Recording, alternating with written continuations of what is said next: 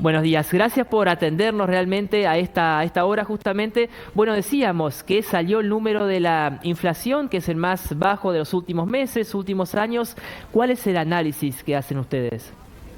Bueno, a ver, en primer lugar hay que decir que este 2,2% que conocimos el día de ayer, correspondiente al mes de enero del 2025, va en línea con lo que estimaban las consultoras que releva el Banco Central, habían estimado 2,2, 2,3, y implica una desaceleración importante respecto al mes anterior. Diciembre había sido de 2,7 la inflación, pero sigue sin perforar ese piso del 2%. Que bueno, ya hace varios meses, este es el cuarto mes consecutivo que no se logra perforar ese piso, y por eso el gobierno tomó la decisión de ahora en febrero bajar el ritmo de devaluación del 2% al 1% para ver si efectivamente con esa reducción de la devaluación mensual logran perforar. En términos históricos, como vos decías, es un número bajo, porque bueno, venimos de muchos años con inflación alta, pero en términos internacionales, imagínense que un 2,2% es lo que los países tienen de inflación en un año, y en Argentina Claro. solo lo tenemos en un mes. De todos modos, lo que me gustaría compartir con los oyentes es que hay una preocupación muy grande en este momento, porque todo el mundo dice, bueno, pero yo no siento que la inflación haya sido solamente de 2,2, y hace varios meses que ya encadenamos este problema, porque cuando las percepciones de la sociedad se alejan de lo que reflejan las estadísticas, esto empieza a generar algún ruido. De hecho, hoy un grupo de sindicatos sacó un comunicado pidiéndole al INDEC que modifique la forma de medir la inflación.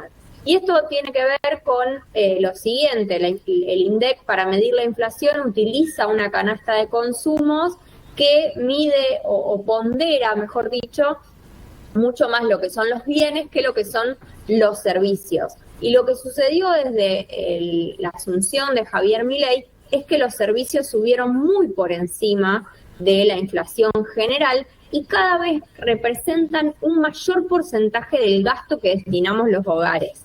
Es decir, para que se den una idea, el INDEC utiliza una canasta del año 2004-2005 que, por ejemplo, no teníamos internet todos en nuestras casas como Claro. es hoy, no teníamos la necesidad de conectividad que tenemos hoy, y por ende no destinábamos tanto porcentaje de nuestro ingreso a pagar esos servicios que hoy son considerados sumamente esenciales.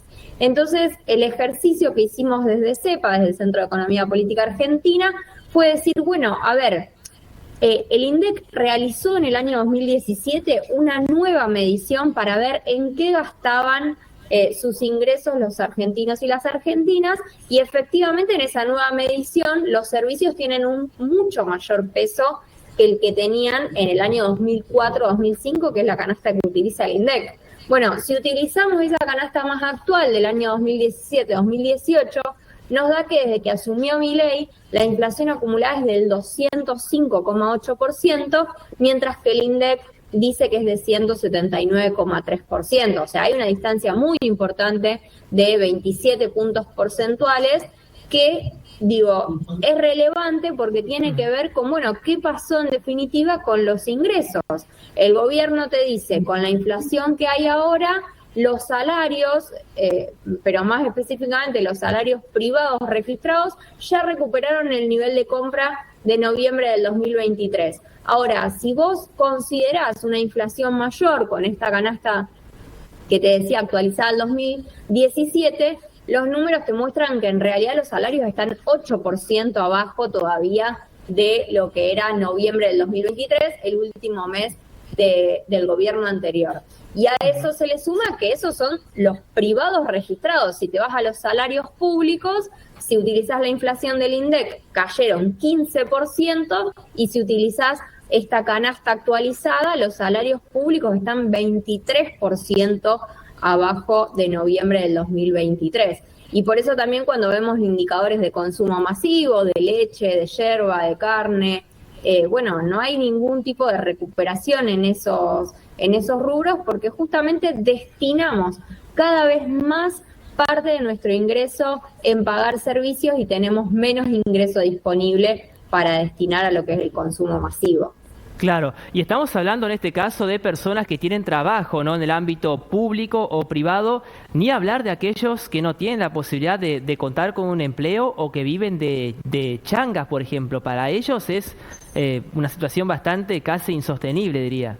Sí, totalmente. Lo que son los salarios no registrados que releva el INDEC están todavía 20,4% abajo de noviembre 23, y a todo esto se le suma una pérdida de puestos de trabajo muy importante de casi 200.000 personas que tenían un trabajo registrado, ya sea en el ámbito público o en el ámbito privado, y perdieron ese empleo. De hecho, si vos mirás los números de trabajo, el único trabajo que creció desde la asunción de Milei fue el trabajo de monotributistas. O sea, solo 26.000 personas se inscribieron al monotributo desde la asunción de Milei, pero 200.000 perdieron su trabajo registrado. O sea, ni siquiera llegan a compensar esa pérdida de puestos de trabajo. Y después, si vas a otro tipo de ingresos, por ejemplo, las jubilaciones también están por abajo del último trimestre del gobierno anterior. En el caso de quienes no cobran el bono, están 2% abajo del último trimestre, pero la peor parte se lo llevan quienes cobran el bono, porque como recordemos, hace un año que el bono de 70.000 pesos para quienes cobran la mínima está congelado, entonces todavía están 13% en poder adquisitivo abajo de lo que es el último trimestre del gobierno anterior. Entonces, cualquier tipo de ingreso, ya sea salarial, ya sea jubilación, lo que encontramos es que la pérdida del poder adquisitivo todavía no se recupera. Carolina, ¿y ustedes creen que el INDEC en algún momento va a cambiar o que está trabajando en cambiar la forma de medir la inflación, de sumar estas cuestiones, como por ejemplo Internet, que de hecho aumenta prácticamente, según el servicio, casi todos los meses, en un porcentaje importante? ¿Ustedes le han podido hacer al organismo ese planteo, esa sugerencia?